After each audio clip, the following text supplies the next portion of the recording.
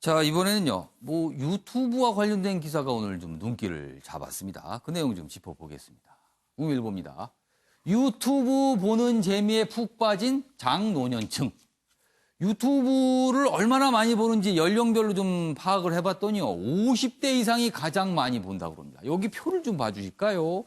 유튜브, 연령별 유튜브 사용 시간이 있는데요. 여기 일단 숫자를 보시면은 이게 분입니다. 80억 있는데 10대부터 쭉 보시는데 50대가 제일 높게 나옵니다. 이건 좀 약간 의외가 아닌가. 이렇게 받아들여질 것 같아요. 4월 1억 1분 시청, 1년 새 2배가 늘었다. 카카오톡 사용 시간 줄었다. 이런 얘기도 있는데 아무튼 장노년층이 유튜브를 가장 많이 활발하게 보고 있다. 이 얘기예요. 유기용 전 의원님. 이건 네. 어떤 의미일까요? 저도 유튜브 방송을 하고 있습니다만, 예. 이제 장년층들이 사실은 지금 예. 이제 기존의 검색 엔진 말고 예. 유튜브 자체가 콘텐츠가 풍부해지면서 검색 엔진으로서의 기능도 같이 하고 있습니다. 오히려 장년층들 입장에서는 다른 다음이나 네이버나 이걸 통해서 검색하는 것보다 유튜브가 훨씬 더 영상까지 보면서 모르면 유튜브에 검색해보면 다 있다. 그렇습니다. 그런 점도 하나 있고 예.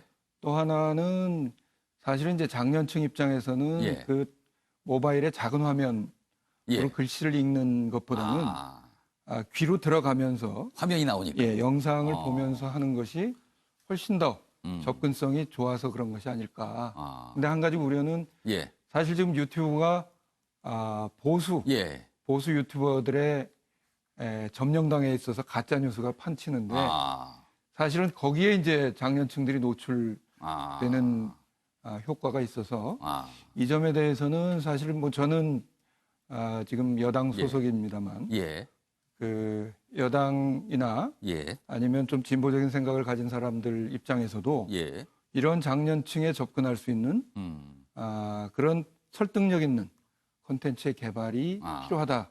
그런 과제를 안고 있다고 봅니다. 여러 가지 좀 분석이 가능한 현상이 지금 나타나고 있다. 이렇게 좀 말씀하셨습니다. 네. 알겠습니다.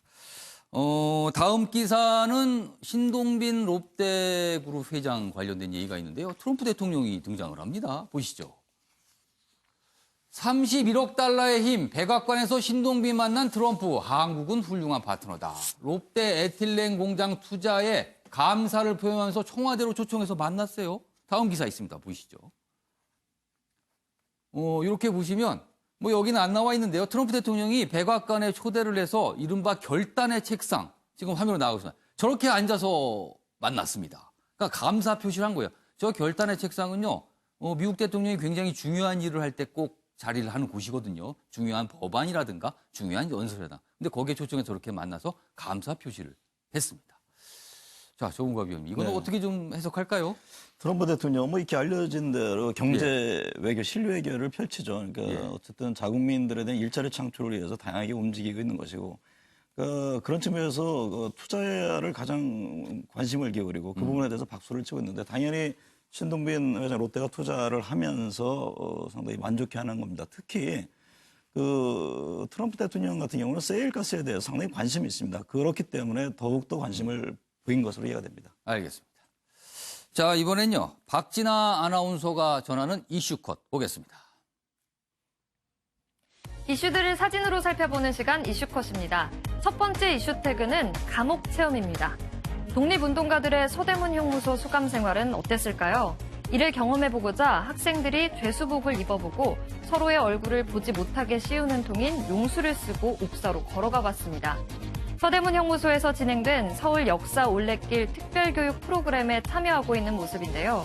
이 프로그램은 3.1운동 및 대한민국 임시정부 수립 100주년을 맞아서 진행되는 것으로 이달 말까지 운영한다고 합니다. 두 번째 이슈 태그는 모녀 상봉입니다. 두 여성이 얼굴을 맞대고 껴안고 있습니다.